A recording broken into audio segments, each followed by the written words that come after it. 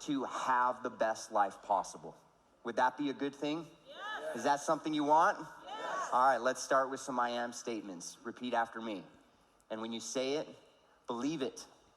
I am confident.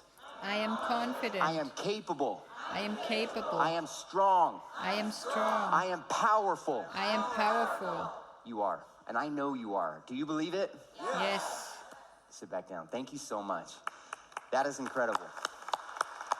Now, for those of you who have never done that before and you've never had an opportunity to do affirmations, I encourage you to do your affirmations. Find the affirmations that will help you be that next level you want to be. If you say, I am a leader, do the things a leader does. Begin to believe in the things that a leader can do. So when it's time for each and every one of us to look in the mirror tonight, let's make sure that we look in that mirror and say, I put in every effort today. I did I took every step that I needed to move myself forward. And in doing so, you will get the most out of today by preparing for that moment right now. Now, the rest of this day, we're going to be discussing leadership. We've got a few individuals that are going to be joining us that are going to create value and power for us.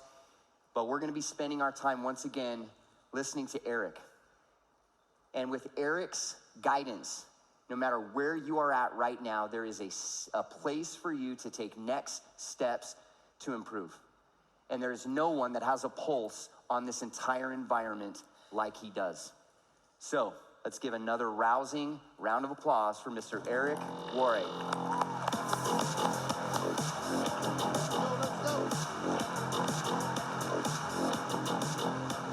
Good morning, good morning, good morning. How's everybody doing? Everybody good? You guys ready to play all out? You're just gonna play halfway. Come on. I see some all-out people. I'm saying to people, it's like day 2 of Vegas. You don't know what Vegas does to a person on a Saturday night. Yes, I do. Crazy people. All right, sit down. Listen, first thing I want to say, we're going to play all out today, yes? We're going to be intentional today, yes? If our minds are busy, we're still full, we're still going to be taking notes, yes? We're not going to be too cool not to take notes and trust our imagination, yes? Yes, come on. So easy to get too cool. I heard this stuff. Yeah, I heard this stuff. I'm here. I'm listening. Don't trust your imagination. Don't trust your mind. You know how much stuff I forgot over the course of my career? You know how much? I got stacks and stacks and stacks and stacks of notes, and every time I go through them, I'm like, wow, that was good. I forgot that one. I forgot that idea. I forgot that strategy. Learn to collect ideas. Learn to collect strategies. Learn to collect wisdom. Learn to collect language. Learn to collect ideas on how to improve, get better, inspire somebody else. Pay attention to the words that work. Pay attention to the strategies that work. I want to pivot a bit right now because about 2 years ago, almost 2 years ago exactly, I did an interview with Richard Branson. Mr. Branson, Sir Richard. So I'm having this conversation with him, and he's on Necker Island, and I'm here in Vegas, and we're having this interview conversation. And I'm looking him in the eye, and I say, Sir Richard, for an entrepreneur to really capture the most out of this coming year, what must they do? What's the most important thing that they should pay attention to? And I expected all kinds of answers, but not the answer I got. He looks me dead in the eye, he says, An entrepreneur needs to be in the best physical shape possible. I'm like, what? How about mental shape? No. Best physical shape possible. And he said, here's what happens. He said, at a certain age,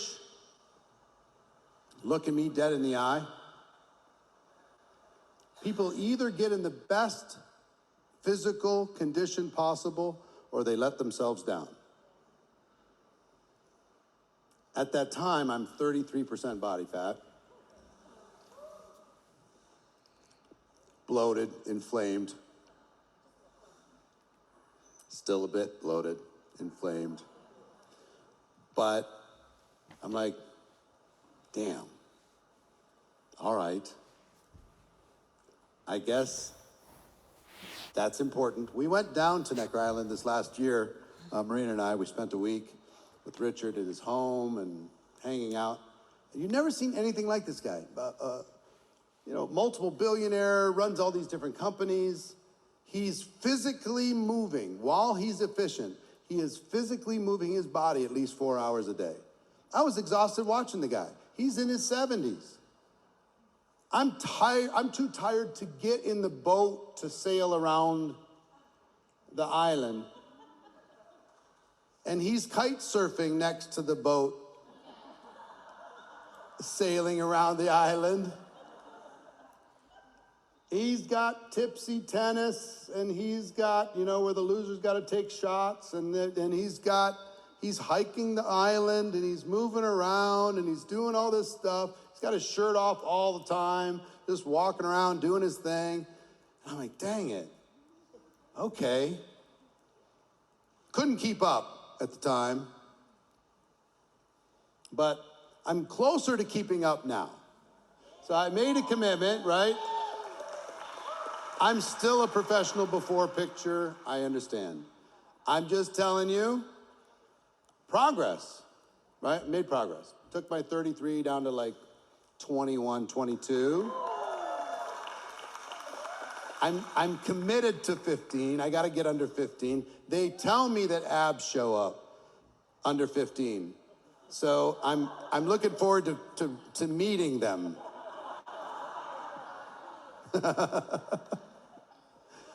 So I decided to treat this seriously. Marina and I did the same thing.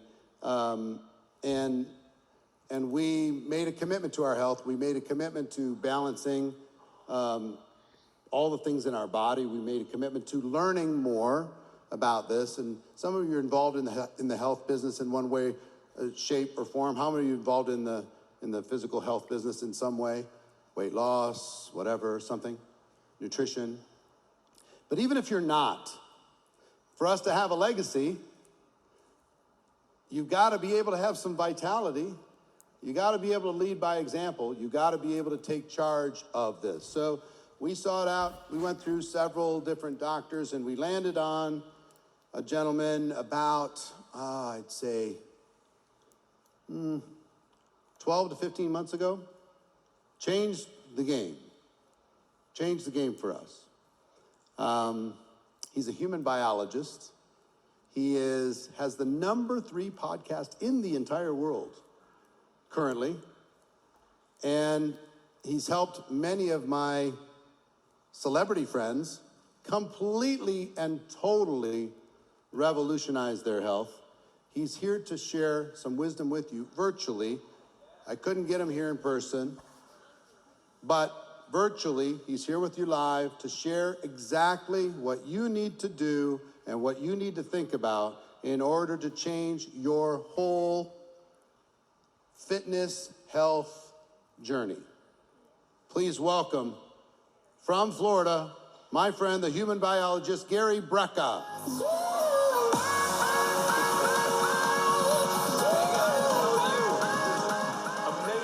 Amazing, dude. And just as an adjunct, Eric, it's the #1 podcast in the world, the health and wellness podcast in the world. Love this story about Richard Branson. I had a chance to actually spend some time on Richard Branson's island, and I echo exactly what you're saying. I remember that I was there for a few days, and he said, if you want to set a meeting with me, there's 3 ways to have a meeting with me. We can meet over kite surfing, we can meet over cycling around the island, or we can meet over a 90-minute walk. And I chose the 90-minute walk and walked the island with him for 90 minutes, but I totally agree. He spends 4 or 5 hours a day just moving his body. For those of you that don't know me, my name is Gary Brecka. I'm a human biologist, a researcher. For 22 years, I was a mortality researcher for big life insurance. And what this meant was that the mortality team that I was on was charged with predicting life expectancy to the month. So if we got 10 years of medical records on you and 10 years of demographic data, we could tell the insurance company how long you had to live to the month. And I get a lot of flack about that, especially when I get online or I get on a podcast. I get a lot of flack about that. People say, well, if you could predict mortality to the month, you'd be Jesus, you would have won a Nobel Prize. But the truth is, this is some of the most accurate science in the world. No other financial services company, no other financial services enterprise on the planet takes the level of risk that a life insurance company or annuity company does based on how many more months you have left on Earth. And if you want to know how accurate they are, just look at what happened during the 2008-2009 financial services crisis. We had 364 banks fail. We didn't have a single life insurance company fail. It is some of the most accurate science in the world because life insurance companies have data that no other financial services enterprise, no other medical enterprise, not even the federal government has. And that is that they know the day, the date, the time, the location, and the cause of death for 370 million lives. And I used to say that if the database that I had access to during that career could ever see the light of day, it would upend modern medicine in a way that would be catastrophic, absolutely catastrophic, because the data speaks for itself. You know, we knew that opioids have addictive properties 10 years before anybody was onto the opioid crisis. We know the trajectory of every pharmaceutical compound and its impact on hormone levels, on accelerating mortality. We know the impact of statins. We know the impact of cardiovascular medication. We know the impact of mental health medication, things like Adderall, Vyvanse, and Ritalin, and all sorts of other chemicals and synthetics and pharmaceuticals that we put into our body to solve one issue that actually have a negative outcome on the other side and have a negative impact on longevity. And so I was in this career for 22 years, just predicting death. And one of the sad things about being in that career was that I was not allowed to have any contact with the patient. I was not allowed to have any contact with the treating physician. Even if I saw a life-threatening drug interaction, I could not contact the patient. I couldn't even contact the treating physician to warn them. I just had to watch it happen.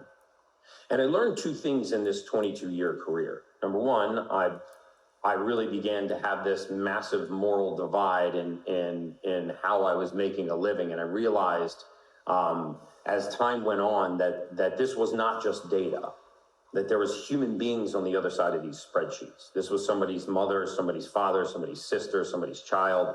And I realized that the main reason why people are not living longer, healthier, happier lives was not because of the lack of pharmaceuticals, a lack of chemicals, a lack of synthetics. The reason why most people are not living a longer, healthier, happy life is because of what we call modifiable risk factors. And I started to manipulate my mortality model. And I would go into certain nutrient deficiencies that people had, and I would artificially correct a nutrient deficiency in their blood. For example, a vitamin D3 deficiency. And I would correct that deficiency, and I would watch the life expectancy jump. I would see mild anemia in the blood work, and I would artificially correct it, and I would watch the life expectancy jump. And so after doing this for several years, I finally decided that I was not going to spend one more minute of my life predicting how long people were going to live and when they were going to die. And I was going to spend the balance of my lifetime helping people live healthier, happier, longer, more fulfilling lives. And so that's my purpose with you today, is that I know that this information needs to make its way to humanity, because I believe that if we build an army of like-minded people that are informed, that can go out and inspire people to make a change, then we can actually begin to transform lives, and we can take healthcare back under our own control. We can become citizen scientists for ourselves, and we can find the missing raw material in the human body. We can put that raw material back and we can watch it thrive. And I make two bold promises every single time that I take a stage, or I sit on a podcast, or I host a podcast, or I do an interview or a stage talk, or anytime that I get a chance to speak to anyone. I make two bold promises. Number one, if you do what I'm going to discuss over the next 40 minutes and you put this practice into your life, I will add, or it will add, 7 years to the lifespan of everybody in this room, everybody that is listening to the simulcast. And number two, before we're off this Zoom call, I will take any ailment that you or a loved one suffers from. I'm going to leave about 15 minutes for Q&A at the end. I will take any ailment that you or a loved one suffers from: ADD, ADHD, OCD, manic depression, bipolar, autoimmune conditions, rheumatoid arthritis, any ailment that you suffer from, and I will tell you exactly what raw material is missing from that person's body that is causing that condition to exist. You see, we've been fed a lot of misinformation over the last few decades. And I don't want to get into a whole conspiracy theory, but I remember I spoke to a very large room full of board certified physicians, as far to the back of the room as I could see. And I asked this room full of board certified physicians, I said, by show of hands, how many of you right now are treating patients for genetically inherited disease?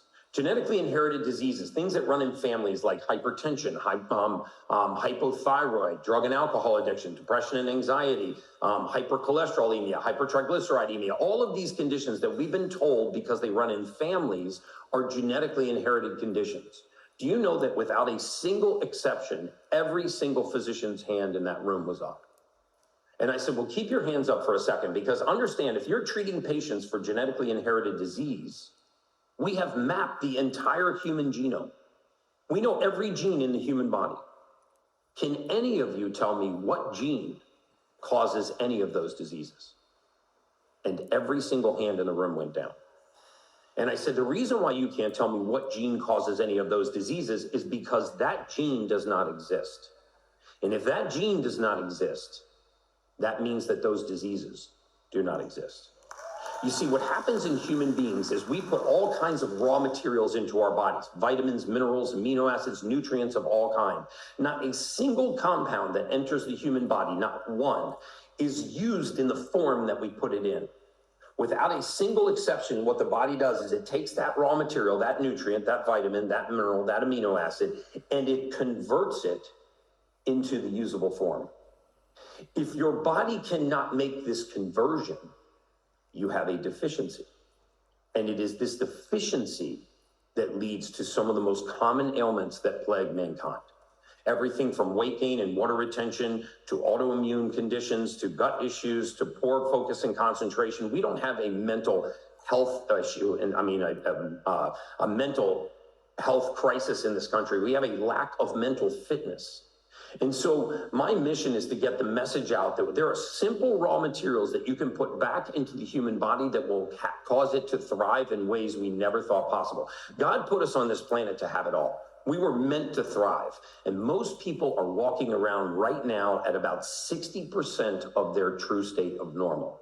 And I'm going to prove that to you over the next few minutes. And I'm going to tell you exactly what we can do to put these raw materials back into their bodies so they can thrive in ways we never thought possible. And I want you to think about your questions about what are you facing, or what is someone that you love facing right now that they're struggling with, that we could go into their body and replace a raw material and watch that condition eviscerate.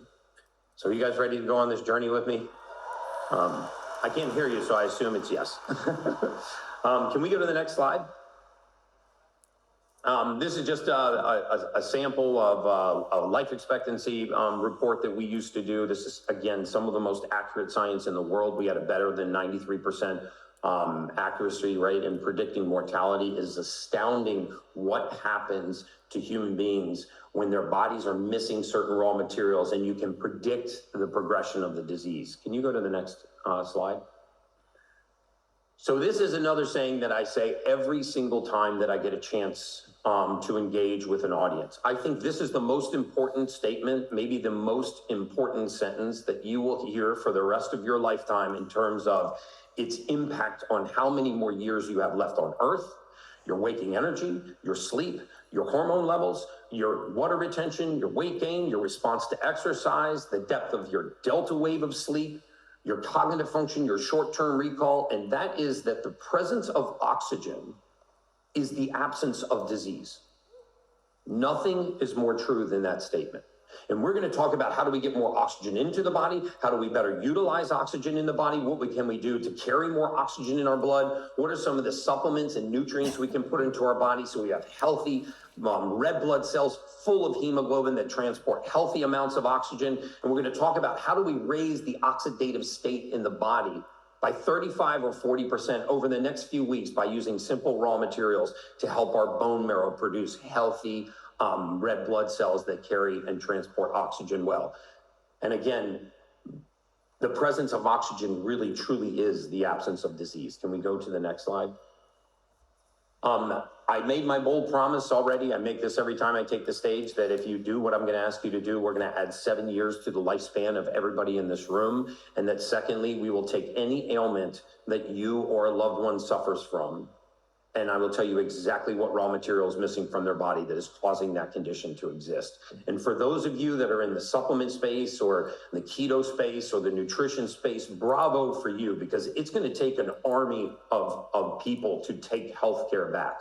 Human beings are not as sick or diseased as we think we are. We are nutrient deficient.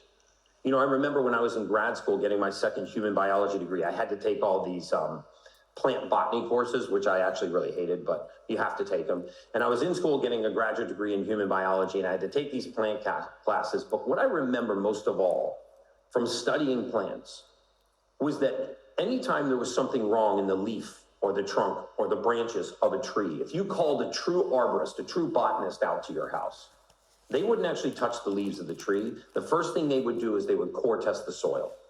And they would say, you know what, there's no nitrogen in this soil. And they would add nitrogen to the soil and the leaf would heal. But you know, we've stopped thinking about human beings this way. We think that we need chemicals and synthetics and pharmaceuticals. We think that if somebody has high blood pressure, they're missing a beta blocker. Or if they have ADHD, they're missing Adderall and amphetamine. Or if they have high cholesterol, they're missing a statin to keep that cholesterol under control. And none of that is true. When you give the human body the raw material it needs to do its job, magic things happen in human beings. And I'll prove this to you because I know that we have a room full of hard-charging entrepreneurs, and I would love to be able to, I think I can see the audience, to say by show of hands, how many of you either know somebody or are currently suffering from ADD or ADHD? Oh, I see a lot of hands out there. So let's just take that one for example. Attention deficit disorder or attention deficit hyperactivity disorder is not an attention deficit at all. It's an attention overload disorder. It is too many windows open at the same time. And why does this happen? Because when the body gets deficient in very specific B vitamins, the complex of B vitamins, and a very specific nutrient called methylfolate, you may want to write that down. Methylfolate is the converted form of folic acid. So when our body gets deficient in something called methylfolate, it has a very difficult time breaking down neurotransmitters. Remember, in the human beings, we don't just create thought, we also dismantle thought.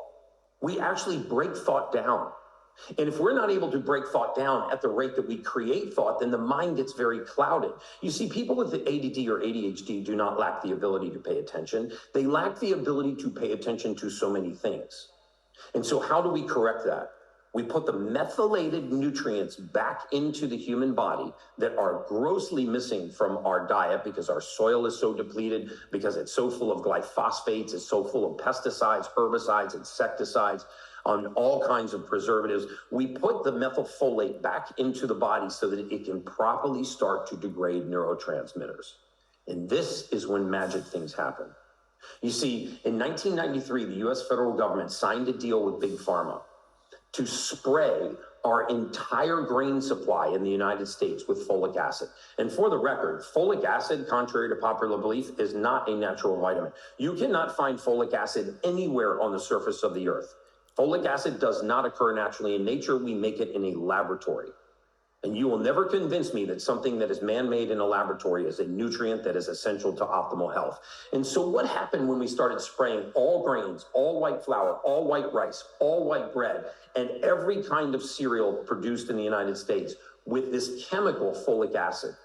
By the way, we don't call it sprayed with folic acid. We call it fortified or enriched. When you spin around a box of crackers or something that contains white flour, white rice, white bread, white pasta, and you look at the back of that label and it says fortified or enriched, that means it's been sprayed with the chemical folic acid. And what happens when we put this chemical into our bodies? Well, 44% of the world's population has a gene mutation called MTHFR. I'm not going to tell you what the nickname is for that gene mutation. You write it down, figure it out for yourself. But they have this gene mutation that does not allow them to make this conversion. And so what happens? Well, now I have the presence of something my body can't process and a deficiency in a nutrient that my body desperately needs to degrade neurotransmitters. And what happens? Hyperactivity, hyperexcitation. If you have a child that eats breakfast in the morning and then it's a full contact sport to get that kid in the car to go to school in the morning, and then you get the calls coming home from the school saying little Johnny can't pay attention, he's disruptive, he doesn't follow his instructions, he doesn't complete assignments, you need to strip the folic acid out of that child's body, add something called methylfolate to their diet, or add a supplement with methylfolate in it. If you guys are part of a company that is producing methylated vitamins, bravo for you. And watch what happens to that child's behavior over the next 7 days. The same is true in adults. You know, a massive issue that we have in the United States is more than 62% of Americans report that they suffer on a regular basis from anxiety. How many of you actually either suffer from anxiety or know somebody that is suffering from anxiety? Like, look at the number of hands that are up in the room right here. Well, what is anxiety? Like, when I know it's a fear of the future, it's the sensation of the presence of a fear without the actual presence of a fear. But what causes it? Why does our body feel anxious? Why can we feel fear without the presence of a fear? Well, if we go through a little bit of human physiology for a second and we understand that as sophisticated as we'd like to think our brains are, it's really not. The brain is very primal. You know what the brain cares about? The brain cares about survival. And by the way, the brain is very nasty. The brain is like the little Kim Jong-un of dictators. It sits up here and it literally takes everything for itself. If it wants calcium, it'll leach it from the bones. If it wants amino acids, it'll strip it from the muscle. What the brain wants, the brain gets. If it wants sugar, it will activate a receptor on the back of the tongue called the RF1A2 receptor, and it will give you a dopamine reward for giving it sugar. This is why most people don't like sugar. They are addicted to sugar. They are addicted to the endorphin dopamine reward that they get from eating sugar. This is also why if you chemically broke down most artificial sweeteners, you'd see that only 12% of the chemical is designed to taste sweet. The other 88% of the chemical is designed to bang the dopamine receptor so that you get addicted to that artificial sweetener. There are entire labs, I'm not exaggerating, all over the world full of PhDs researching these receptors on the tongue that connect to dopamine receptors in the brain so they can hammer these receptors so that you get addicted to certain foods. This is by design, not by accident. So those of you that are suffering from ADD or ADHD, suffering from anxiety, or you know somebody that's suffering from anxiety, I want you to ask them these 3 questions. And we are going to prove at the end of these 3 questions that this is a nutrient deficiency and it is not coming from their outside environment. It is coming from their physiology. So the first question you ask them is, have you had anxiety on and off throughout your entire lifetime? They're going to say yes. The second question you ask them is, can you point to the specific trigger that causes it all the time? And they're going to tell you no. Sometimes I can just be sitting, at dinner with my family. I can be driving home from work on an otherwise innocuous day, and I can be overwhelmed with anxiety. Well, how does that happen? Because anxiety, and by the way, the third question is, if you've ever tried anti-anxiety medications, did they work? They're going to say no, they just made me feel like a zombie. Right? You can tranquilize somebody into submission, but it doesn't remove that feeling of anxiety. So what truly is anxiety? It is a rise in the brain of a category of neurotransmitters called catecholamines. Catecholamines is a class of neurotransmitters that cause a fight or flight response. These are epinephrine, norepinephrine, ephedrine, and adrenaline, which we also call adrenaline, and dopamine. So what happens when these begin to rise? So for example, let's just say that you drove home tonight and you got out of your car and somebody was standing in front of you with a knife. A very real fear. You would actually flood the brain with catecholamines, your pupils would dilate, your heart rate would increase, your extremities would flood with blood, you would begin to have a fight or flight response. But you could be laying, I'm on the 30th floor of a condo right now. You could be laying on the 30th floor in bed, on the 30th floor of a condo, and you could start thinking about getting eaten by a shark. And you know the chances of a shark getting out of that ocean and coming up that elevator are zero, but you can have the exact same response. So how is it that my body can experience fear and react to fear that's not even present? It's entirely imagined. This is the genesis of anxiety. And so what happens is in the human mind, we don't just create thought, as I explained, we also dismantle thought. We don't just enter a mood, we dismantle moods. So as catecholamines rise in the brain, we get the sensation of fear without the presence of a fear. Methylfolate, the complex of B vitamins, an amino acid called trimethylglycine, and an amino acid called SAMe, S-adenosyl methionine. These are the deficiencies that make it very difficult for people to dismantle catecholamines. And as they rise, they feel anxious and they enter the motion of anxiety. You see, when the body is able to degrade catecholamines, we feel very balanced. We have our mood is normalized. This is the same thing in depression.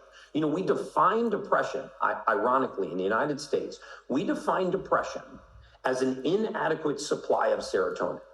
So according to modern medicine, if you are low on serotonin, you are by definition depressed. Well, wouldn't you think if the definition of depression is low serotonin that the fix would be to raise serotonin? Well, that's not what we do. We take people that are low on serotonin and we put them on something called an SSRI, a serotonin, selective serotonin reuptake inhibitor. And what this does is it rations what little serotonin you have. So by definition, it never raises serotonin. So by definition, it never ends depression. You see, if I can get you to subscribe to the fact that you have a disease, I can get you to subscribe to a lifetime of medication. And so what happens is, why does serotonin get low? Well, first of all, 90% of the serotonin in your body is right here. It is made in the gut. It is made through the process of methylation, and it requires methylfolate. It requires a B vitamin called methylcobalamin, not the cyanide-based form of B12, cyanocobalamin, but it requires a light metal called methylcobalamin in order to actually methylate these neurotransmitters. We take an amino acid called tryptophan and we methylate it into the neurotransmitter serotonin, and then it goes up into our brain and creates a mood. Well, if you don't have it here, you can't have it here. This is why depression rarely begins in the outside environment. It almost always begins in your physiology. If you saw the trajectory of what happened with Dana White and some of the other clients that I've worked with that are very public in the domain that were suffering for decades with high blood pressure, we started to dig into what nutrient deficiencies were gone from their body. Do you know that 85% of all hypertensive diagnoses, meaning diagnosis of high blood pressure, are what we call idiopathic, meaning they're of unknown origin? So 85% of all people diagnosed with high blood pressure, the physician that's diagnosing it has no idea what's causing it. In fact, most people with high blood pressure have a normal EKG. They have a normal EEG. They have normal heart and lung sounds. If they've ever had one, they have a normal cardiac catheterization. They have normal dye contrast studies. So why is their blood pressure up? And why, if we can't find anything wrong with the heart, do we medicate the heart? Why do we accuse an organ of a crime that it's not committing? Well, if we look at what happens outside of the heart, all human beings have an amino acid in our bloodstream. It's called homocysteine. You may want to write this one down too if you or a loved one suffers from high blood pressure. It's called homocysteine, Homocysteine, homocysteine. Everybody that's listening to this right now has this in their blood. But if you have a deficiency in certain nutrients, your body does not break homocysteine down. And this amino acid rises in the blood. What happens when this amino acid rises in the blood? Well, as it's cruising by the inside lining of the artery, it irritates the artery. And when you irritate an artery, do you know what it does? It clamps down. And if you make the pipes smaller in a fixed system, pressure goes up.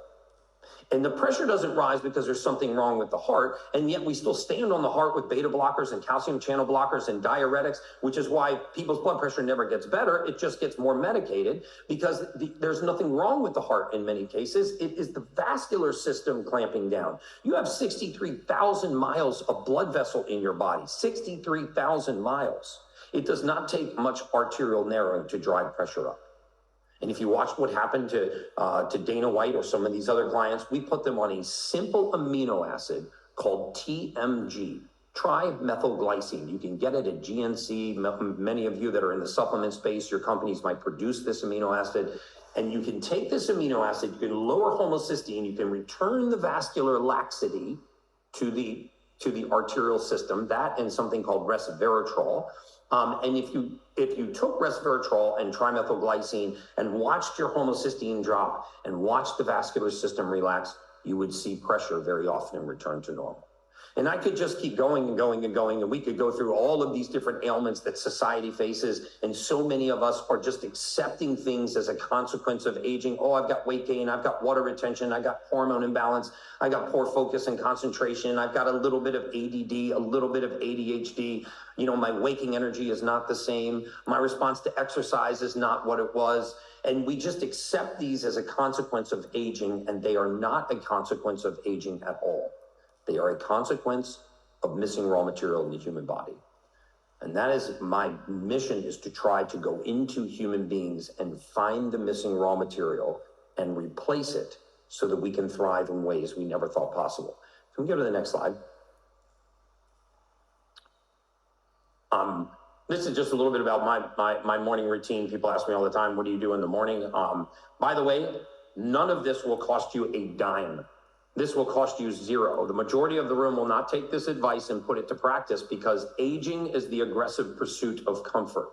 And we pursue comfort more aggressively than we pursue a state of optimal health. We have to stop thinking about stress in the body as being negative. The body has a response mechanism called hormesis. When it's stressed, it strengthens. Do you know if you don't tear a muscle, it won't grow? If you don't load a bone, it will not strengthen. And if you don't challenge the immune system, it will weaken. We are seeing, coming out of the pandemic, the consequences of a globally weakened immune system. And I'm not trying to make a political statement. I get a lot of feathers ruffled when I say this, but the worst thing that ever happened to humanity was residential quarantining, masking, and social distancing. Taking human beings out of contact with other human beings when we are meant, God gave us an immune system for a reason. When we shut that immune system down and came out of the pandemic, what is happening now? All kinds of nonsense. Monkeypox. Anybody heard of monkeypox before the pandemic? I never heard of monkeypox. We're on our 8th iteration of Omicron, meaning the 8th mutation of a COVID variant. We're on our 7th booster right now.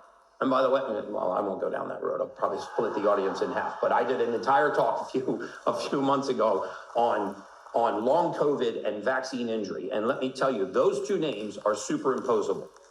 There is no difference between long COVID and vaccine injury. And if you want to talk about how we can get the spike protein out of the bloodstream, I'll tell you exactly how we do that with nanokinase and bromelain and thymulin, and we can get the consequences of these messenger RNA experiments out of our bloodstream and restore our vascular system back to a state where it can naturally exchange with its outside environment. You know, when you take a synthetic message, and when you take a message that our DNA normally sends into the cell, an instruction called messenger RNA, and you create a synthetic copy of that, without understanding that messenger RNA in a cell lasts 2 hours and synthetic messenger RNA lasts forever, then you don't understand what chemical messaging can do to a human being. And so anytime that we start to toil with Mother Nature, we get the consequences of that down the road, which is why you see, and during my career, I saw so many revolutionary drugs then get pulled from the shelves 3 years, 5 years, 10 years down the road when the real research came out on the damages and the long-term consequences when most people were actually just suffering from nutrient deficiencies. You know that 85% of dark-complected Latinos, African-Americans, Indians, Middle Eastern, dark-complected populations are clinically deficient in vitamin D3, the single most important compound in the human body. 50% of the world's population is clinically deficient in this nutrient. And what happens when we get deficient in vitamin D3? Well, first of all, it's the only vitamin that a human being can make on our own. So there's hundreds of vitamins in your bloodstream right now. You're only capable of making one, and it's vitamin D3. So just think for a second how important that must be to human function. Every single cell in your body has a receptor site for this nutrient. The truth is, most of us are not getting enough sun. It's not that we're getting too much. We're not getting enough sun. We are photovoltaic beings. When we get into the sun, we take cholesterol and sunlight, and we make this amazing compound called vitamin D3. If you're not supplementing with vitamin D3, you should be. 5,000 IUs a day with 80 micrograms of K2. Because what happens when you start to deplete vitamin D3? You know, I'll tell you, in my career, I saw thousands and thousands of times people with a clinical deficiency in vitamin D3 will eventually present with rheumatoid arthritis-like symptoms. Now, I'm not saying you have rheumatoid arthritis. I'm saying the symptoms between D3 deficiency and rheumatoid are parallel. So what happens? You wake up sore and achy in the morning, like you had a workout the night before when you haven't. The soles of your feet are tender when you get out of bed to walk to the bathroom and take your first piss in the morning. Or, I didn't mean to say pee. Piss. I meant to say urinate for the first time. So you go to the bathroom and to urinate, the soles of your feet and your ankles are sore. And then it moves to your knees and your hips and your low back. And pretty soon, like, it actually hurts to make a really tight fist. You walk into the wrong physician's office and give them that sequence of symptoms, they're going to say, you know what? You've got rheumatoid arthritis. Good news is I'm going to hit you with some high-dose prednisone, and then we're going to put you on something called a corticosteroid. And you're just going to take this corticosteroid for the rest of your life, and you're not going to feel the pain from this. Now, remember, this is a deficiency in vitamin D3. You've now been diagnosed with a condition that you do not have. And if you don't think that this is occurring, you need to look at the 2016 Harvard University study that determined that modern medicine, medical error, misdiagnosis, is the third leading cause of death. Only cancer and cardiovascular disease kill more people than modern medicine. And that is a fact. That study, by the way, was repeated in 2019 by Johns Hopkins, and the study got worse. So they didn't publish the Hopkins study, they published the Harvard study. And it said that medical error was the third leading cause of death. And I would see this come across my desk all the time. I would just want to pick up the phone and tell this lady, oh my God, just take vitamin D3, get off of the steroid. Because we knew in the mortality space that if you started corticosteroids, you had exactly 6 years and 1 day until you were having a joint replacement. It was that accurate. It was so accurate that if you were a 60-year-old female and I saw that you were misdiagnosed with rheumatoid and you were put on a corticosteroid, I would artificially advance your age 6 years and 1 day, and I would schedule the joint replacement for you. And then as soon as I scheduled the joint replacement, I would begin to reduce what's called your ambulatory profile, how much you move and ambulate, how well you're moving around. You know that sitting is the new smoking. Sedentary lifestyle is now the leading cause of all-cause mortality. So as I reduced your mobility, I would bring in all of the diseases that exacerbate with reduced mobility. And all of a sudden, you were succumbing to a disease that you never would have had because you had a surgery that was not required, because you were diagnosed with a condition you did not have and put on a pharmaceutical chemical that you didn't need because you had a nutrient deficiency. And I can give you thousands, literally, of examples like this. And this is why we need to be citizen scientists and take healthcare back into our own hands, right? I mean, I'm not anti-modern medicine. Look, if I get in a car accident or I have chest pain, I'm going to the ER. And I want everything they have to offer. I want painkillers, I want a surgeon, I want someone stitching up my wounds. But putting the condition of humanity's state of optimal health into the hands of modern medicine is a mistake that we have learned from, and we need to take that mistake back, and we need to educate ourselves so that we can go out and inspire other people to make a transformation in their life. And so some simple things that I do, as I travel the world and I meet with some of best anti-aging experts, the lead PhDs and MDs and researchers in the field of anti-aging and longevity and optimization. You know, what's fascinating to me is that all of this science is just getting back to the basics. Sunlight, grounding, breath work, exposing our body to cold temperatures, supplementing for deficiency, not just the sake of supplementing, and eating whole foods, not whether or not you're vegan or vegetarian or paleo or keto, eating whole, real foods, because it is not the food in most cases, it is the distance from the food to the table that harms us. So when people ask what I do in the mornings, this is what I do in the mornings. You know, we get three things from Mother Nature. Let's not forget. Okay, there are three things that we get from Mother Nature. We get magnetism from the earth, we get oxygen from the air, and we get light from the sun. The less of those three things we get, the more sick we become. We were meant to spend 85% of our time outdoors. Now the average human spends 97% of their time indoors. We control our air temperature, we control our water temperature, we control our environment, we control our light, we control our darkness.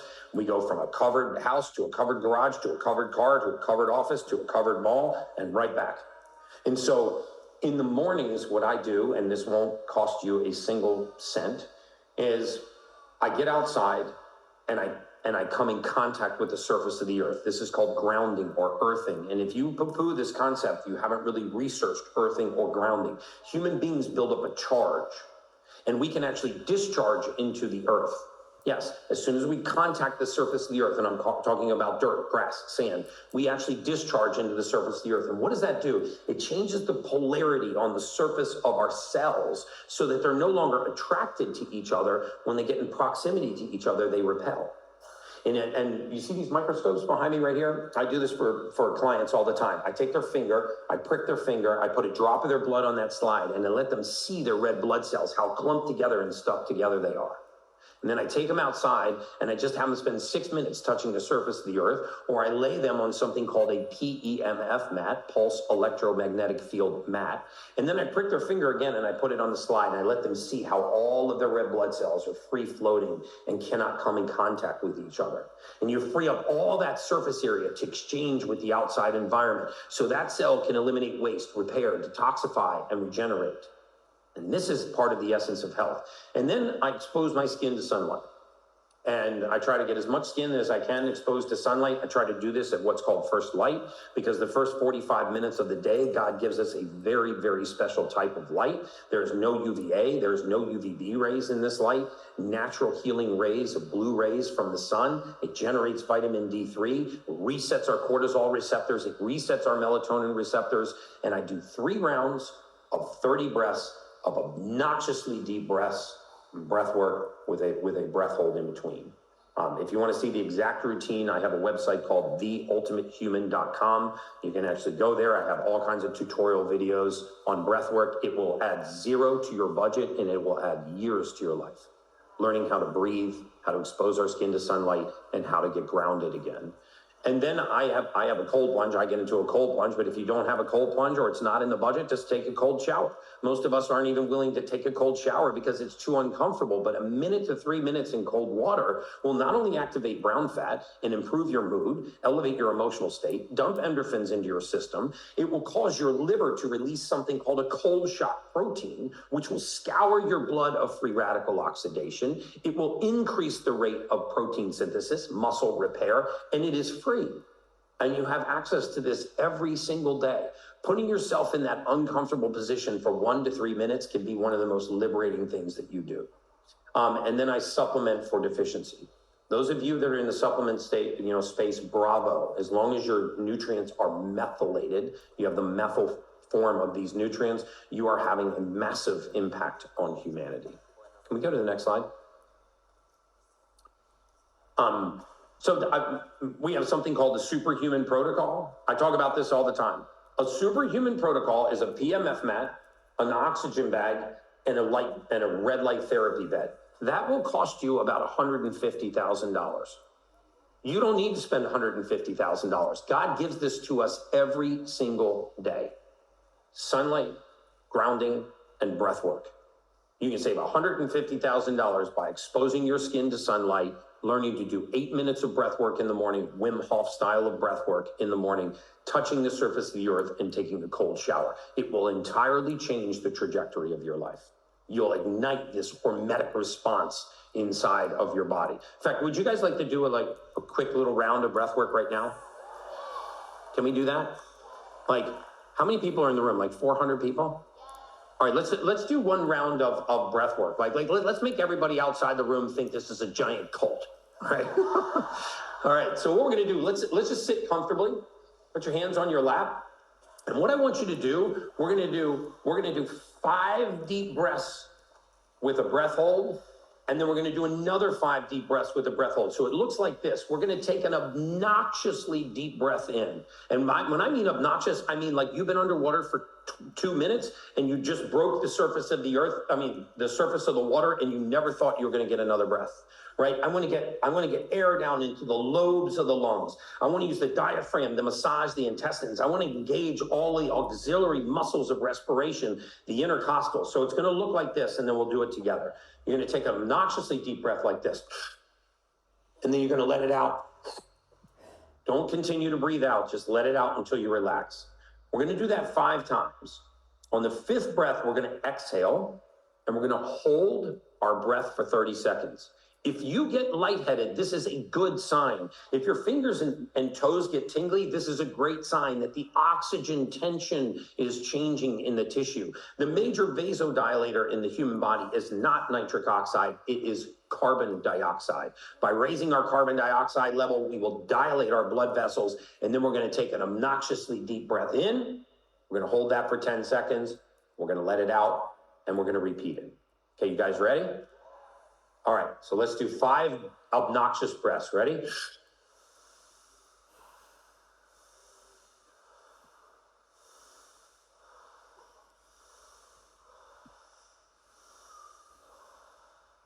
Just close your eyes, and we're going to try to sit here for 30 seconds. If you got lightheaded, you had a very high level of carbon dioxide in your blood. All right, we're going to take a deep breath in. Ready? We're going to hold this for 10 seconds. And we're going to let it out. Okay. And we're going to do one more round of 5 deep breaths, followed by a breath hold and an obnoxious inhale. All right, ready? Here we go.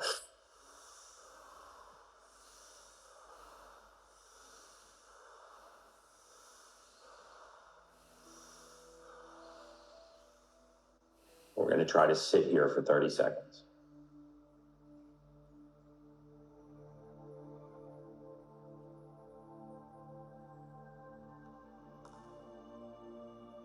And we're going to take an obnoxiously deep breath in. Ready? I'm going to hold this for 10 seconds. And we're going to let it out. When I want you, woo, wow, I feel great. How many of you guys feel better now? It is amazing what oxygen does for the human body. You know, have you ever seen somebody that cannot maintain an elevated emotional state? You ever wonder why some people just walk around kind of happy all the time, and some people only access happiness, elation, passion, joy, and arousal for short periods of time? Well, let me tell you something about human physiology. You see, if you were to ask me, Gary, what is a mood? What is an emotional state? I would tell you that it is a collection of neurotransmitters bound to oxygen. You see, the difference between elevated emotional states and suppressed emotional states is the presence of oxygen. Do you know that the difference between anger and passion is one neurotransmitter and the presence of oxygen? Do you know that every elevated emotional state that a human being can experience, passion, elation, joy, arousal, libido, all the hell yeah, I won the lottery emotions, they all have oxygen as a part of their molecular structure. You cannot experience them without oxygen. Can you experience anger? Yes. The reason why no human being has ever woken up laughing is because we don't have the oxidative state to experience laughter. But can you wake up angry? Yes, you want to do a fun little experiment tonight? Wait until your spouse is deep, deep asleep and give them a nice deep pinch. Like just grab some skin and give them a good pinch and watch them wake up angry. Instantly, we have readily access these lower states of emotion. Anger, despair, jealousy, resentment, these are easy emotional states for us to access. Passion, elation, joy, arousal, these require physiology to get there. And a lot of people search for that emotional state and they wake up in gratitude and they read the right books and they go to the right seminars and they try to get in the right rooms and they try to change their emotional state without changing their physiology, and it fails over and over and over again. Your physiology will drag you down into the state where it most comfortably exists. So can we go to the next slide? So I want to try to, I don't know how much time I have left. I lost the timer. So if I start going over my time, just, do the old fish hook and yank me off the stage. So I want to talk a little bit about the physiology of the brain, because I want to kind of bring all of this together and tell you what this means to us as we're trying to go out and build a career. Can we go to the next slide? MIT did an amazing study a few years ago. They published a study in 2016. It was on the neurophysiology of the brain. And what they found, and there are no exceptions to this, is that there is a center in the brain called the amygdala. And the amygdala is a very special area of the brain. It's about the size of two acorns, about the size of two almonds. And in this area of the brain, we experience all of our emotions. So if you're excited, you're excited in the amygdala. If you're angry, you're angry in the amygdala. If you're aroused in the amygdala. So this is the emotional center of the brain. Can we go to the next slide? The interesting thing about the amygdala is that it is the sole gateway to the hippocampus. And the hippocampus is where our memory is stored. There is only one way for a human being to access their memory, and it is through their current emotional state.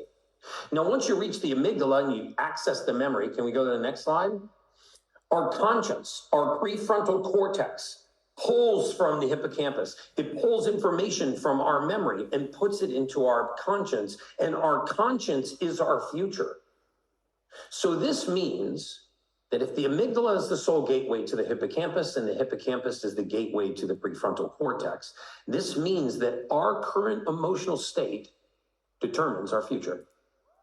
That is a neurophysiologic fact. If we don't learn to control our emotional state, we will never control our future. Never. So all the self-help motivational books in the world, all the being in the right rooms is not going to help. All of the reading and waking in gratitude will not help you. You have to learn to control your emotional state. And what do we need to have a balanced emotional state? Can we go to the next slide? We need the right nutrients. Human beings need 90 essential minerals, which you can get from Celtic sea salt, you can get from Baja sea salt. I would prefer that you not get it from pink Himalayan sea salt, because most of that comes from China and is laden with heavy metals. If you want to see a really interesting video, go to TheUltimateHuman.com and look at my sea salt video where I crush pink Himalayan sea salt from 3 manufacturers onto a cutting board and then pass a high-powered magnet over it and watch the salt jump up onto the magnet. So my preference would be Baja or Celtic salt. But we need 90 essential minerals.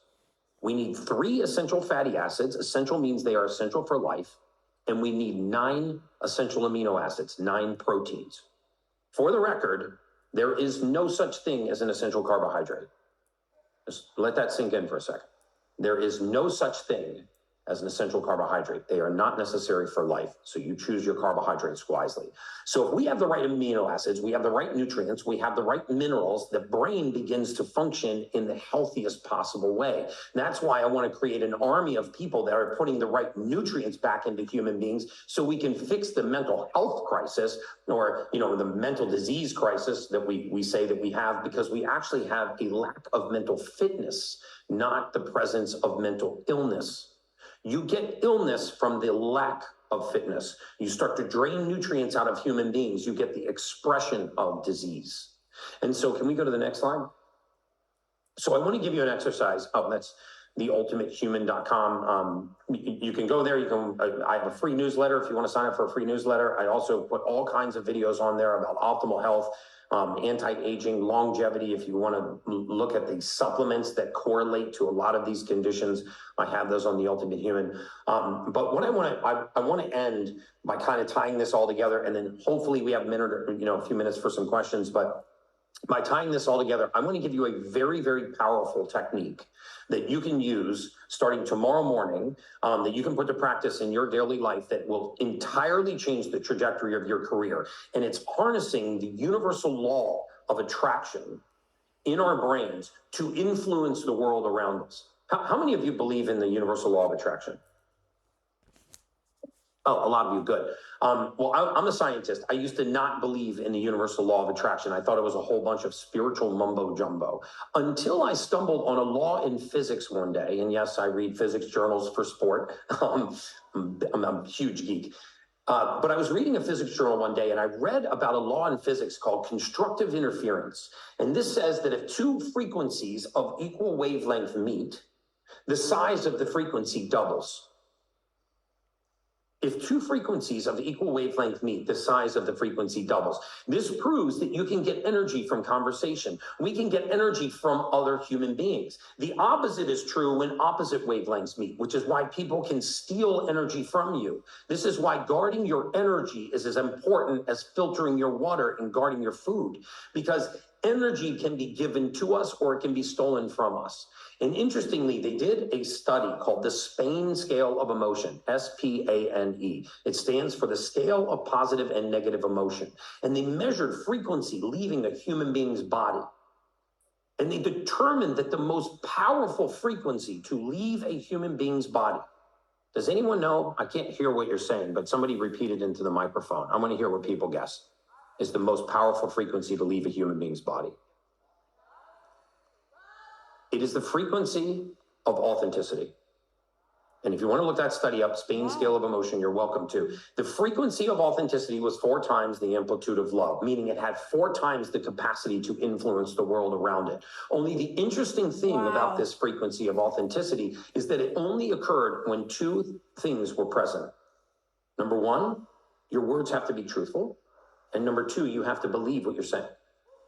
If you don't believe what you're saying and your words are not truthful, you won't emanate the frequency of authenticity. Now, we call this intuition, right? Like sometimes you'll hear women are more intuitive. That's actually not true. Women are more sensitive to frequency, right? Because they're meant to bear children. They're very sensitive to frequency. This is why my wife tells me all the time, like, something's wrong with that dude. He's going to come stab us in the back. And I'm like, babe, he's great. Look at, he drives a nice car. He's got nice shoes. Suit fits perfectly. And then 6 months later, you're taking the knife out of your back. She picks up on that frequency that is leaving their body. And even though she can't put a finger on it, it is the lack of authenticity. So what if there was a way for us to put ourselves into an authentic state?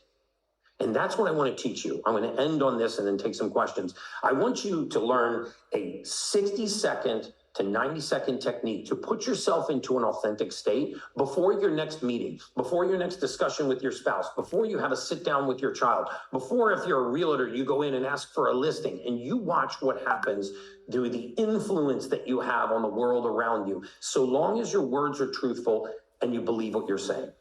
And it works like this. First, I just do 5 deep breaths the way that I just did them with you. I just do 5 obnoxiously deep breaths to change my state. And then you spend 30 seconds setting your intention. And by intention, I mean, what is the intention of this meeting? What is my intention by, listening to this seminar? Like today, before I got on this call, my only intention was to add value, was to spend an hour just providing value, giving without the expectation of receipt. That's my intention for being here today. And then after you set your intention, which takes 30 seconds, you visualize the destination. This is super important. Most people, when they create images in their mind, they visualize the journey. That is very dangerous because then when the journey doesn't go the way that your brain expects it to go, you create doubt. But if you visualize the destination, so for example, when I work with UFC fighters or when I work with NFL athletes or when I work with other professionals, I will not have them envision how the fight is going to go. I will have them envision themselves winning, their hand being held up at the end of that fight, the belt going around their waist, the crowd like excitement from their win. They've visualized the destination. So if you're a realtor and you're walking in to ask for a listing, envision that client thanking you and putting their trust and confidence in you and giving you that listing. If you're having an intentional discussion with your child, visualize the outcome of that. Visualize the outcome of your meetings. So you do 5 deep breaths.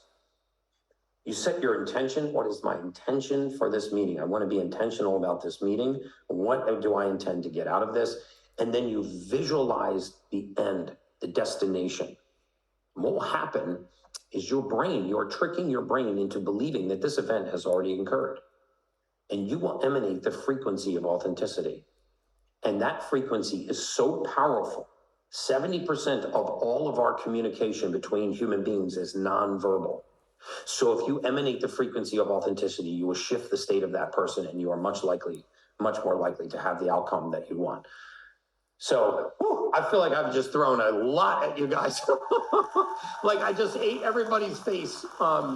So I hope you guys got something from that. But if there are any questions, I'd love to take a question. I can't hear you guys. So maybe if somebody has a microphone, there's Eric. All right, can you hear me?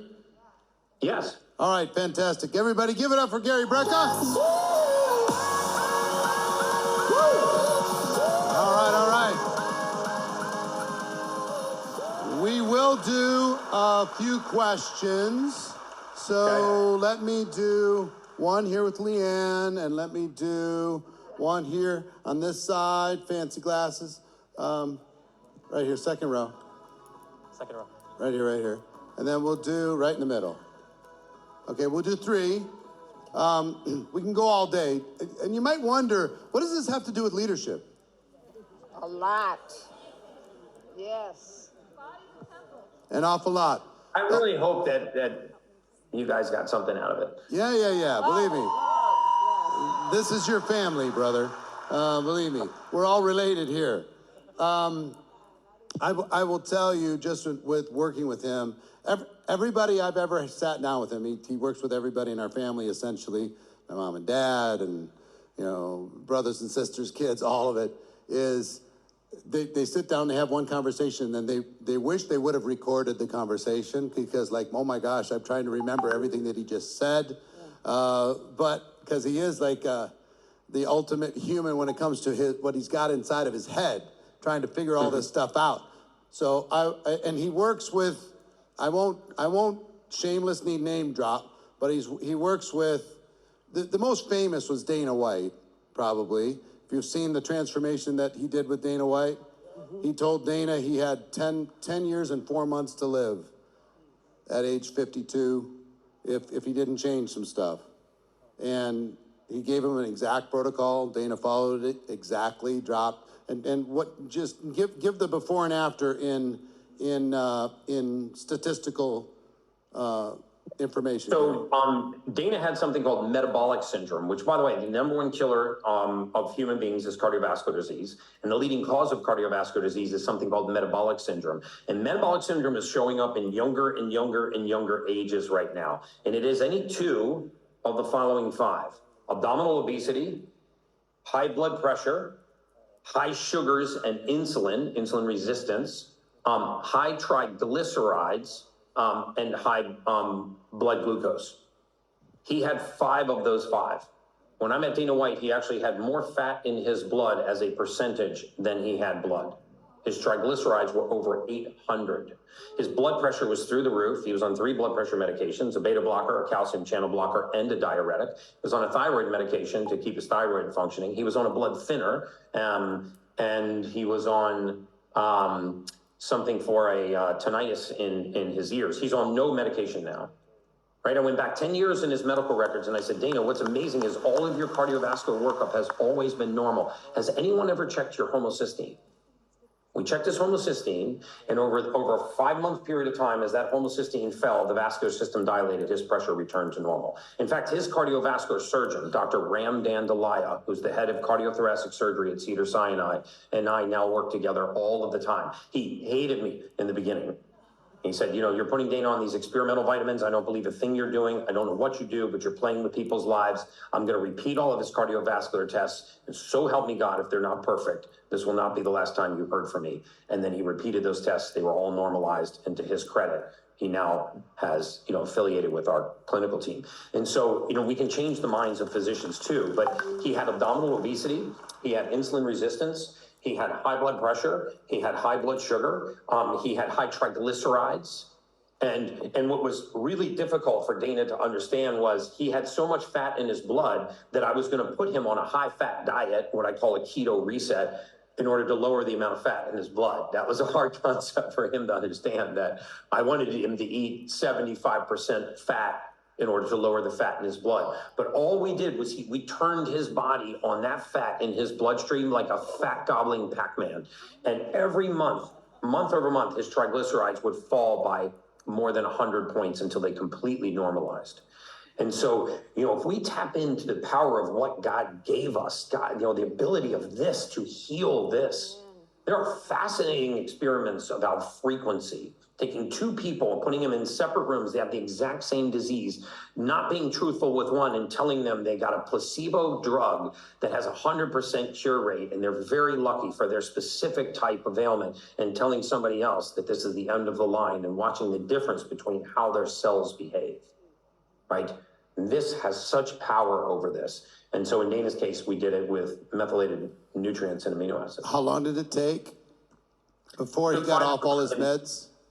It took 5 months for him to get off everything. How much weight did he lose in that period of time? 58 pounds. 58 pounds off all his meds, 5 months. And he's very specific on the protocols that he goes through. He's very evangelical about it. And what's astounding to me, right, is the true pandemic that we have in this country is we have a pandemic of holding organs in the body responsible for crimes they don't commit. Right, so he was on thyroid medication, and I looked at his thyroid diagnosis, and I said, well, interestingly, if you suffer from hypothyroid, or somebody that suffers from hypothyroid, you may just want to take a note, because what happens is the thyroid produces two hormones, right? It produces something called T4 and something called T3. The majority of the time, when T3 is low, we call this hypothyroid, and then we medicate the thyroid gland.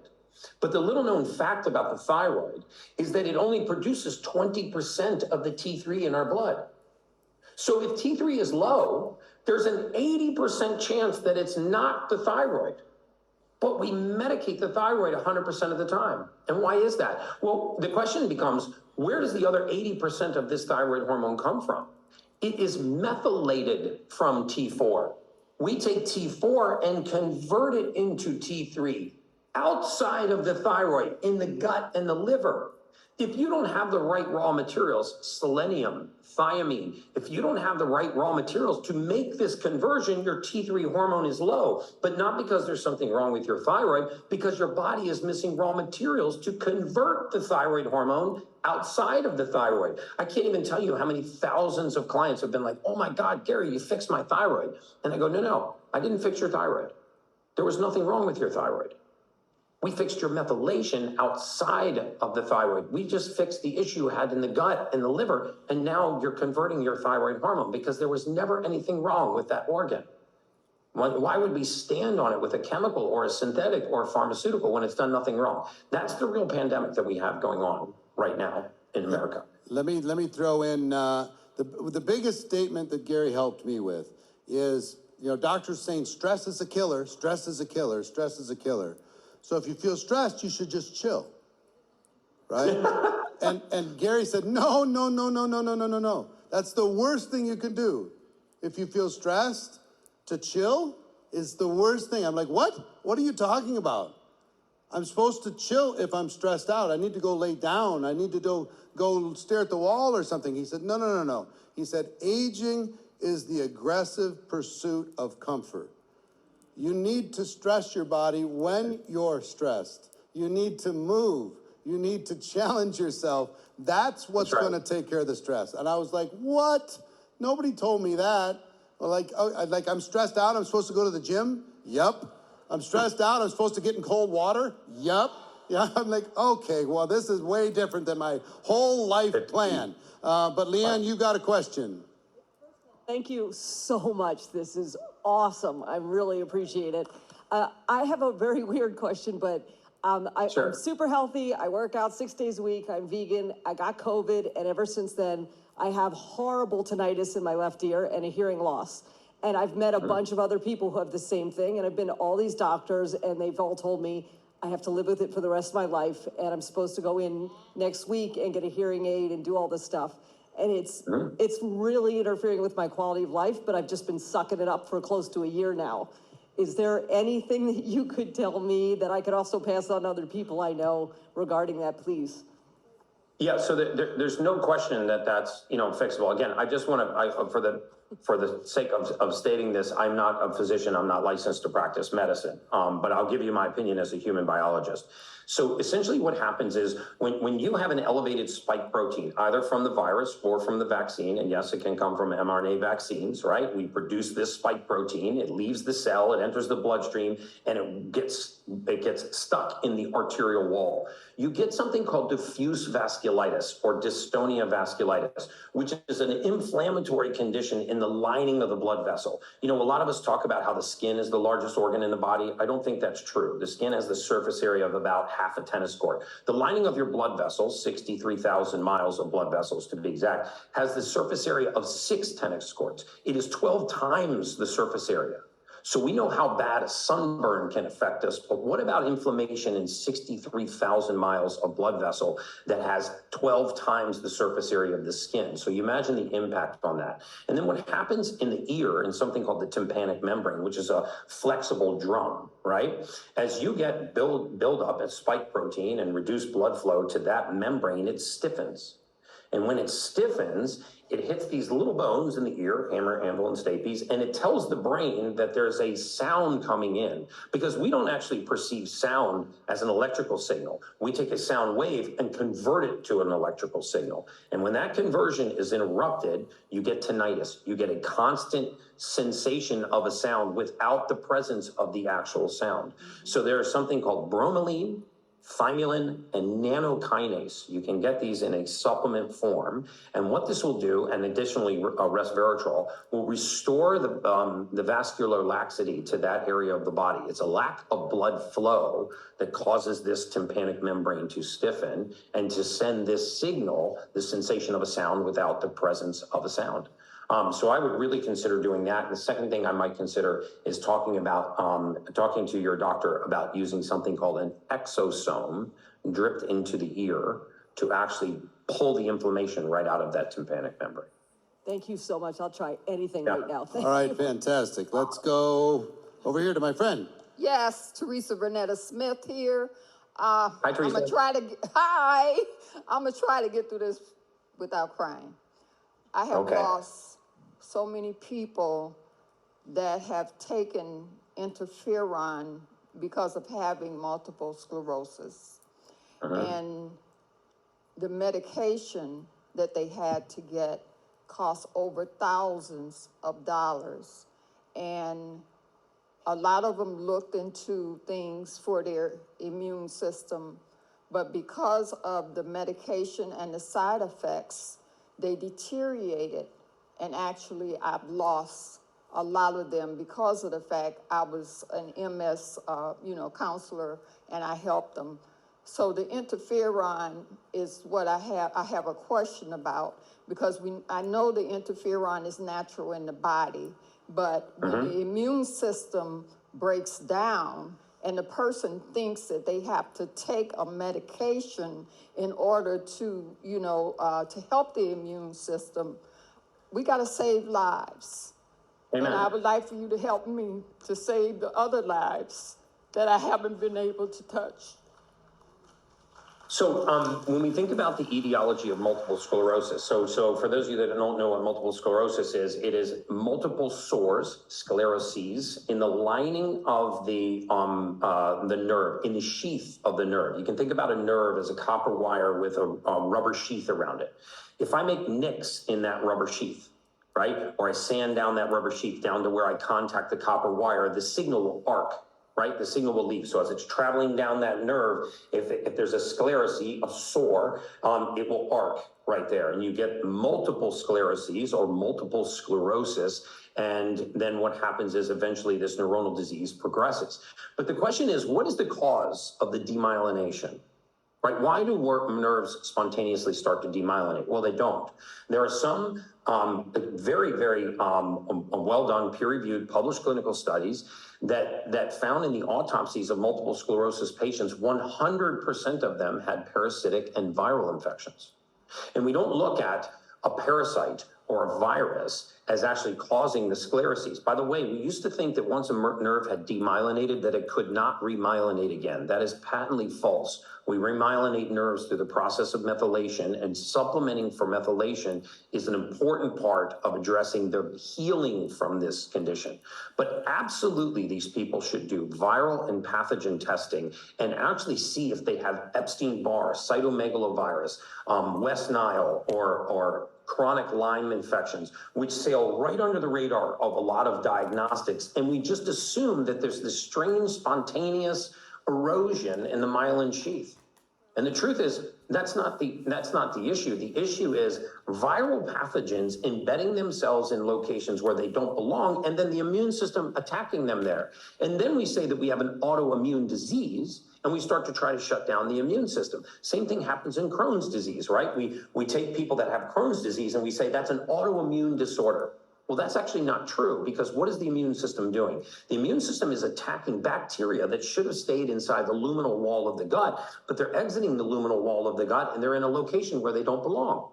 And just like a bouncer trying to keep a guy out of a bar, he says, hey, if you come in here, I'm going to throw you out. There's going to be a fight. So when bacteria shows up in the luminal wall of the intestine or escapes the intestine through leaky gut and enters the bloodstream, the immune system properly attacks them and says, you're not supposed to be here. And then we say the immune system's misbehaving. We're going to punish the immune system with methotrexate, with anti-inflammatories. We're going to use immunosuppressants to stop it from doing its job instead of sealing the gut.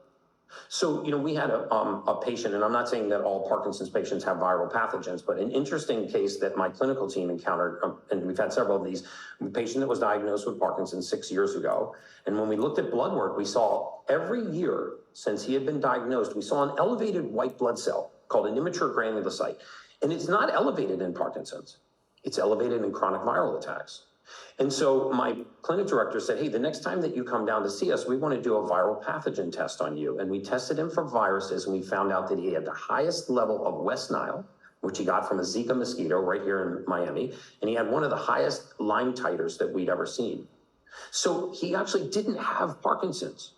He had the neurological symptoms of Parkinson's because he had a viral pathogen. So very often when we look at the spokes of the wheel, what's going wrong in the human body, it looks like the whole world's going to hell in a handbasket. I've got weight gain, water retention, poor sleep, poor focus and concentration. I got an autoimmune disease. I got thyroid. I got high blood pressure. But we have to start asking ourselves, where do all of these things meet?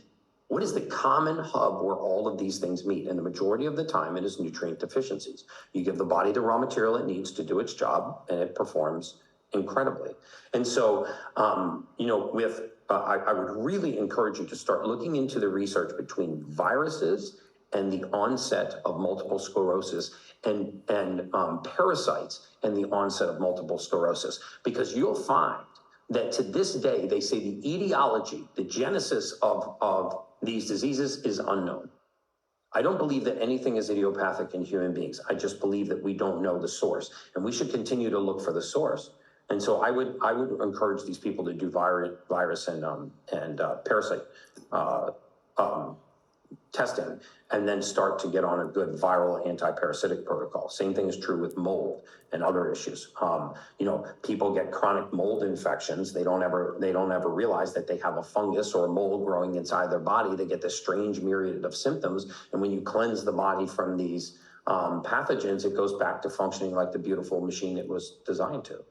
All right, one more question. We have our last question. We could go all day. Everybody in here would have a question.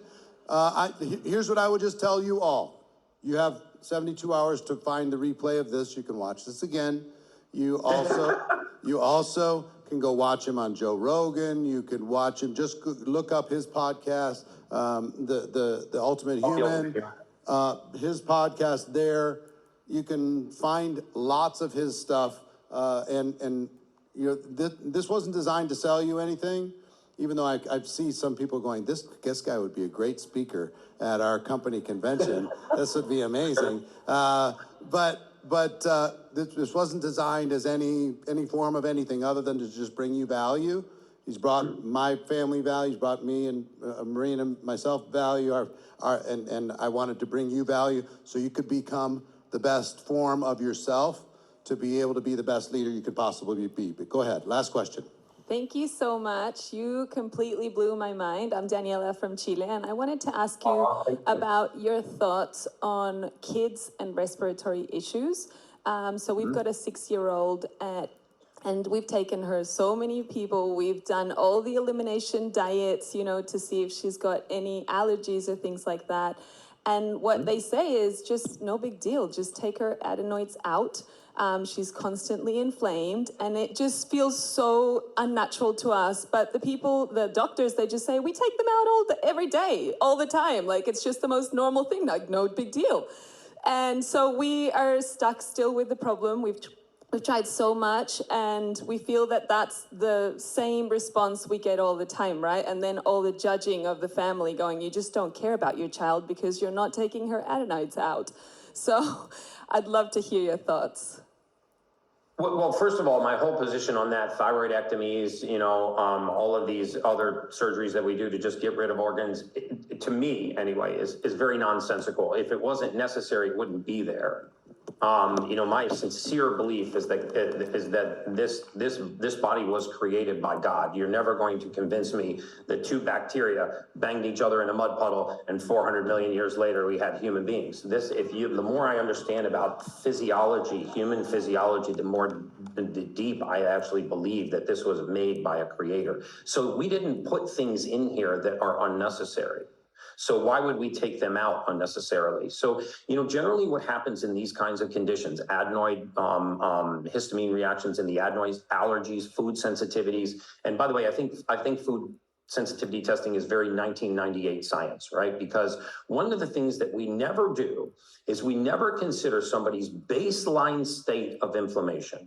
So let me give you an example.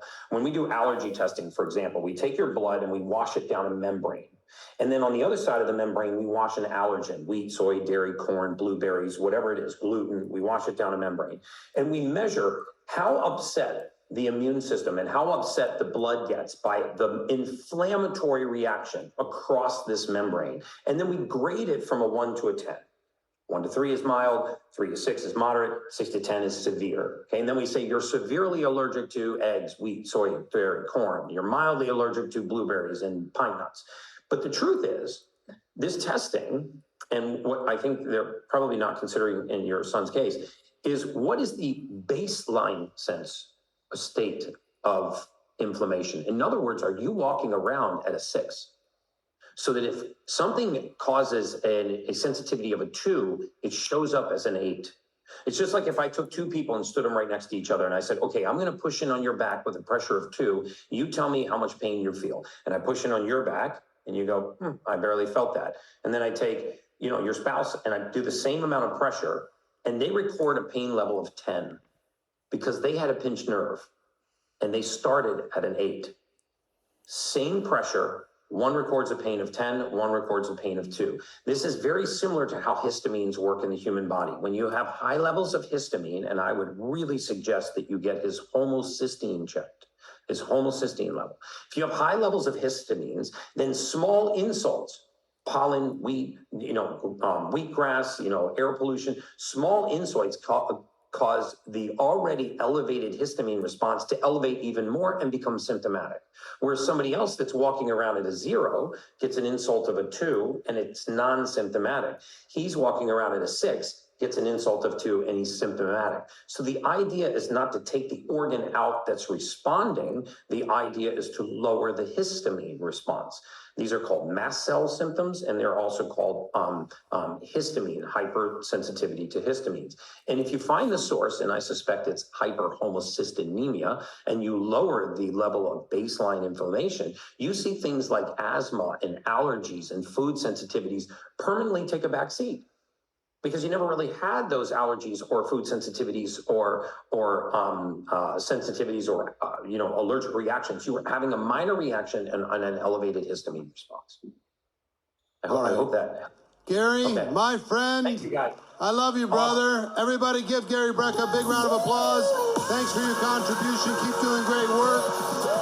We're going to go out there and be better humans. We promise. Appreciate you, bro. All right, everybody just stay standing for a second. Aging is the aggressive pursuit of comfort. So let's stand up for a second. Let's move our bodies a little bit. Jumping jacks, 10 jumping jacks real quick. Ready, set? 1, 2, 3, 4, 5, 6, 7, 8, 9, 10. All right. Shake it out, shake it out, shake it out, shake it out. You feel good? Okay, have a seat. We got a lot of ground to cover today, and I want to make sure your notes are filled with value. Filled with value. I got to tell you, team's got to tell me, is Gary, has he logged off?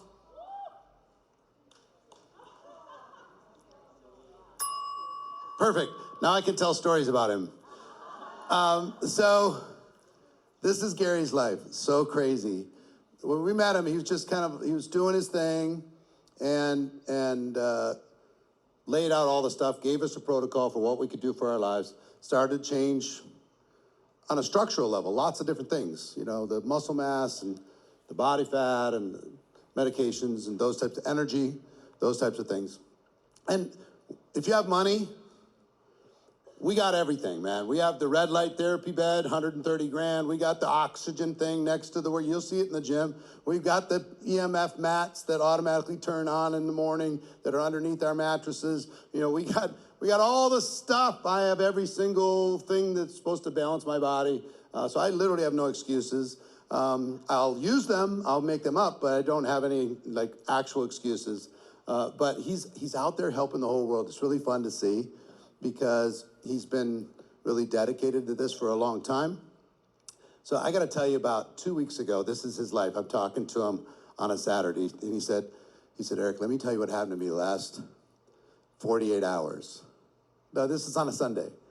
He said, Thursday, I go to to Austin, Texas, and I do a podcast with Joe Rogan. And Joe stops halfway through the podcast. He starts taking notes. Joe's like, I'm getting that, I'm doing this, I'm doing that.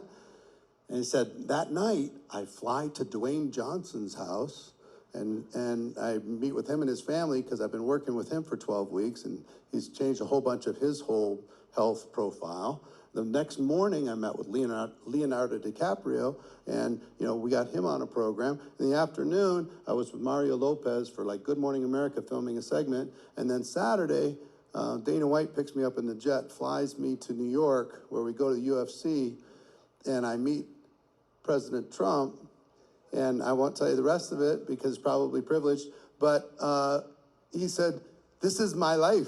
He said, I don't understand what's happening, but he said, I'm so happy I'm able to help people with influence, to be able to go out there and be a better version of themselves, and helped a lot of people. I think you can go do your homework, figure it out. Whether you do a formal thing, we did, but it's, like he said, ground yourself, cold water, you have some deep breaths, make sure you're eating whole foods. That's where I have my biggest challenge, is in that. Move your body, hydrate, all of those fundamental things, right? It's gonna help.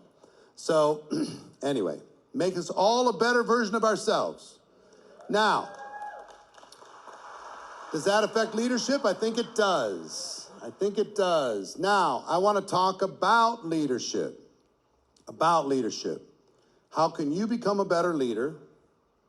And how can you develop more leaders on your team? That's what we're going to spend the rest of this morning talking about. How do you become a better leader? How do you develop more leaders on your team? We talked yesterday. Foundation of leadership is the elements: independent, problem solver,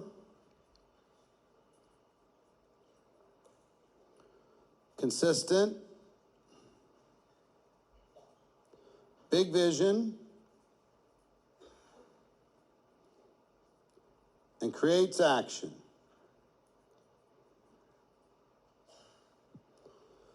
So let's talk about you individually first.